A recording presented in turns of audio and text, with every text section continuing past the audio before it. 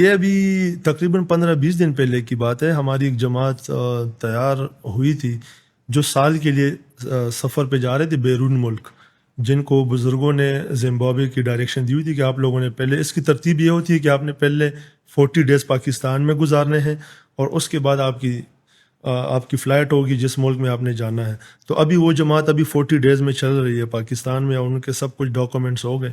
وہ صاحب اب یہ ہے کہ آپ کو پتہ ہے میں جس محلے میں رہتا ہوں کہ وہاں پہ سارے کوئی 2 کنال میں رہ رہا ہے، کوئی 3 کنال میں رہ رہا ہے، اور سب تقریباً امیر ہی ہے. وہاں پہ ایک کمرشل ہے جس میں ایک چوکی دار ہے جو 25,000 روپے پہ وہ چوکی دار ہے وہاں پہ، اور وہ ان کا اٹھنا بیٹھنا ہے بڑا مسجد میں، جو ہمارا مشورہ ہوتا ہے اسلام کے دین کے حوالے سے. تو وہ صاحب کو میں نے دیکھا کہ یار اس کی جو بلیو لیول ہے نا وہ کچھ الگ ہی لیول پہ اس کا جو بلیو ہے. اب وہ اس نے کہا کہ میں نے ایک سال کی جماعت پہ جانا ہے. تو ہم نے کہا کہ بھئی سال کی جماعت پہ جاؤ گے، تمہاری 25,000 پہ ہے، نوکری چھوڑ کے جاؤ گے تو یہ 25,000 جو فیملی کو بیچ رہے ہو، جو دے رہے ہو، وہ کیا ہوگا؟ اور ابھی جو سفر پہ جو آپ کے 6-7 لاکھ روپے انہوں نے بتایا کہ اتنا خرچ آئے گا آپ کا ایک سال، وہ بھی آپ کے پاس نہیں ہے، اور نہ پاسپورٹ ہے، نہ NIC ہے، کچھ بھی نہیں ہے. لیکن وہ جب بھی جماعت بننے کی بات ہو نا تو وہ کہے کہ سب سے پہلے وہ کہے کہ بھئی میرا سال لکھ دو، میں بالکل تیار ہوں.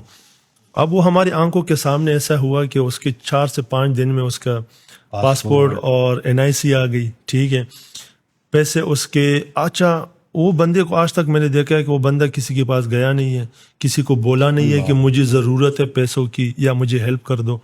اب وہ اللہ تعالیٰ کرنے والی ذات ہے، اس نے سراؤنڈنگ میں اتنی فکر بڑھا دی اس کی کہ بھئی آپ جیسا بندہ آ رہا ہے لاکھ روپے دے رہا ہے، میرے جیسا بندہ آ رہا ہے لاکھ روپے دے رہا ہے.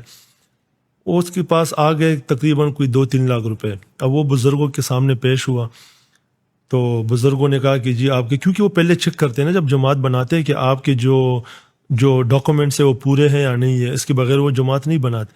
اب اس نے کہا کہ بھئی میرے پاس یہی 2,80,000 کے 3 لاکھ روپے ہیں، ڈاکومنٹس پورے ہیں. تو بزرگوں نے کہا کہ آپ کے تو رقم ابھی کم ہے، تو آپ کا تو ہم جماعت میں نہیں بھیج سکتے. اس نے کہا آپ فکر نہ کریے، ابھی ہو جائے گا، یہ میری رقم پوری ہو جائے گی. وہ یہی بات چل رہی تھی، وہ کہہ رہے مجھے 5 منٹ میں کال آ گئی اور بندے نے کہا کہ بھئی آپ کی میرے پاس امانت ہے، اتنے 3 لاکھ کے 4 لاکھ روپے امانت ہے اور آپ یہ مجھ سے اٹھا لیں. تو میں نے اپنی آنکھوں سے دیکھا کہ 10 دنوں میں وہ بندے کو 6 لاکھ روپے سفر کے بھی مل گئے، اس کا پاسپورٹ NIC بھی بن گئی. اور اس سے ایک اور بات، وہ جاب چھوڑ کے گئے، چوکیداری چھوڑ کے گئے، تو محلے میں جو لوگ تھے نا انہوں نے کہا کہ بھئی یہ تو چلا گیا ہے، اس کی تنخواہ تو نہیں ہوگی، اس کے گھر والوں کا کیا ہوگا. وہی 25,000 روپے محلے والوں نے کہا کہ بھئی ہم ہر مہینے 1 سال تک ہم ہر مہینے اس کو بالکل 1 تاریخ پہ اس کو بھیجا کریں گے. اور وہ پہلی تنخواہ اس کے گھر گئی ہے ابھی 1 تاریخ. تو میں نے کہا یار اللہ تعالیٰ نے دیکھے، اس نے توکل کیا ہے، یقین کیا اللہ تعالیٰ پہ، اسباب کو نہیں دیکھا کہ میرے پیچھے بچے رہ جائیں گے، میرے پاس پیسے نہیں ہیں. یقین وہی بات ہوئی نا کہ ماحولیاتی یا جو حالات کا یقین ہے نا ہمارا وہ بنا ہوا ہے کہ بھئی چیزیں ہے تو ہم کہتے ہیں کہ ٹھیک ہے، چیزیں نہیں ہے تو ہمارے یقین لیول ہی بدل جاتا ہے کہ یار کیسے ہوگا.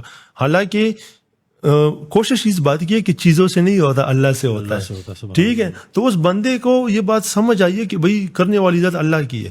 اب وہ اللہ تعالیٰ اس کی کام خود ہی بنا رہا ہے، اس کی تنخواہ بھی لگ گئی سال کی، اس کے پیسے بھی پورے ہو گئے. ایک بندہ جس کے پاس وہ آرمی سے تعلق ہے ان کا، اور بہت اچھے انسان ہے، ان کے پاس پیسے بھی پورے تھے الحمدللہ، اس کے ڈاکومنٹ سب کچھ پورے تھے، لیکن وہ نہیں جا سکا. وہ آج صبح بھی مجھ سے ملا ہے، مسجد میں مشورے میں بیٹھے تھے، وہ نہیں جا سکا. جو ہم سوچ رہے تھے کہ یار اس کی تو سب کچھ پورے، یہ تو چلا جائے گا، اور جس کا ہم سوچ رہے تھے کہ یار اس کا تو مشکل ہے، وہ چلا گیا.